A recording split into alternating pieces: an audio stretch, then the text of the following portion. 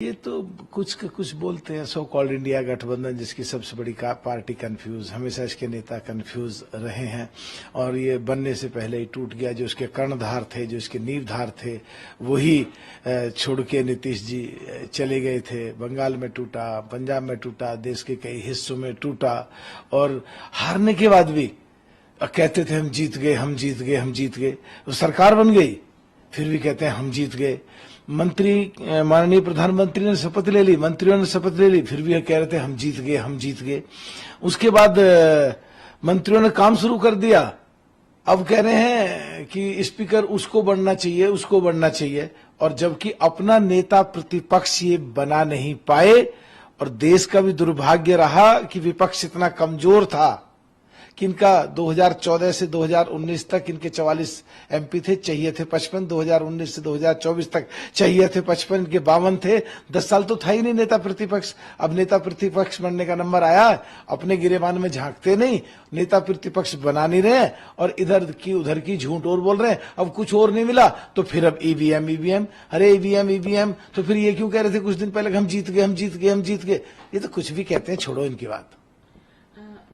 पे जो दिल्ली की वाटर मिनिस्टर है अतिशी, उनका कहना है कि वजीराबाद बैराज में पानी नहीं है, पानी का लेवल बहुत लो है, पर जबकि और वो लगातार भाजपा पे आरोप लगा रहे हैं। पर वहीं पे हरियाणा सीएम का कहना है कि हमारी तरफ से पानी एकदम सही मात्रा में दिया जा चुका है। देखिए, ये तो एक्चुअल क्या है, आजकल एक परंपरा चल गई है, खास करके कांग्रेस ने और आप पार्टी ने ये परिपाटी बहुत तेजी से चलाई है। कुछ भी बोलो, झूठ बोलो, सच बोलो, अफवाह फैलाओ, कुछ भी बोलो, बोलते रहो, बोलते रहो। अगर वास्तव में देखें, जहां से पहाड़ों से पानी आता है सबसे पहले पंजाब और हिमाचल में घुसता है। हिमाचल में कांग्रेस की सरकार है, पंजाब में आप पार्टी की सरकार है। तो क्या ये वहां देख रहे हैं कोई तंत्र लगा के कि पानी को इकट्ठा करके जहां वहां रुक रहा आगे के लिए भेजने की कोशिश कर रहे हैं? बस हरियाणा में क्योंकि इनकी सरकार नहीं है तो हरियाणा पर आरोप लगा दो बस। असलियत में हिमाचल में भी यही जिम्मेदार, पंजाब में भी यही जिम्मेदार, वहां से पानी आगे नहीं आता यही जिम्मेदार, हरियाणा से जू का त्यों आगे आ रहा है। और अगर पानी कम आ रहा है तो वो लोग किसी के ऊपर सर पे ठीकरा फोड़ दो। और तो और कल विधुड़ी साहब ने प्रदर्शन किया तो उस प्रदर्शन पे भी इन्होंने खिलाफत लगाई।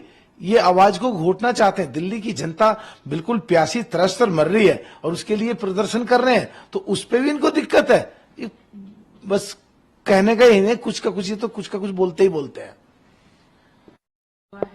तो उसमें ममता बनर्जी का कहना है सेंटर को लेके कि वो लोग सिर्फ वंदे भारत ट्रेन के एक्सप्रेस कर रहे हैं, उनकी पब्लिसिटी कर रहे हैं वंदे भारत एक्सप्रेस। देखिए, एक्सीडेंट किसी चीज का हुआ है और किसी के बारे में कुछ का कुछ बोल रहे हैं, समझ नहीं आता। लेकिन ये सच बात है, एक्सीडेंट हुआ, ये सच बात है, दुर्घटना घटी, ये सच बात है, जान माल का नुकसान भी हुआ।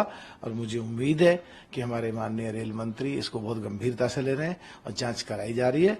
जांच में जो भी दोषी पाए जाएंगे उनके खिलाफ सख्त से सख्त कार्रवाई की जाएगी, जिससे इस तरह की घटनाएं आगे ना हो। राहुल गांधी अब रायबरेली की सीट पर रहेंगे, उन्होंने वायनाड की सीट छोड़ दी और वहां से अब प्रियंका गांधी इलेक्शन लड़ेंगी। देखिए, एक तो पक्की बात है कि 20 साल के मशक्कत के बाद, इंतजार के बाद, चाहत के बाद प्रियंका गांधी जी की एंट्री हुई। पर और साथ में आचार्य प्रमोद कृष्णन की बात भी पूरी हुई कि बगैर प्रियंका गांधी को राजनीति में लाए हुए कांग्रेस का उद्धार नहीं होगा। पर सोचने की बात एक है कि ये 20 साल से लगातार यूपी में लगी हुई है। कोई भी विधानसभा का चुनाव आए तो Priyanka Gandhi in charge, national general secretary UP की इंचार्ज कौन? प्रियंका गांधी। एमपी के चुनाव आए, यूपी कमान कौन संभालेगा? प्रियंका गांधी।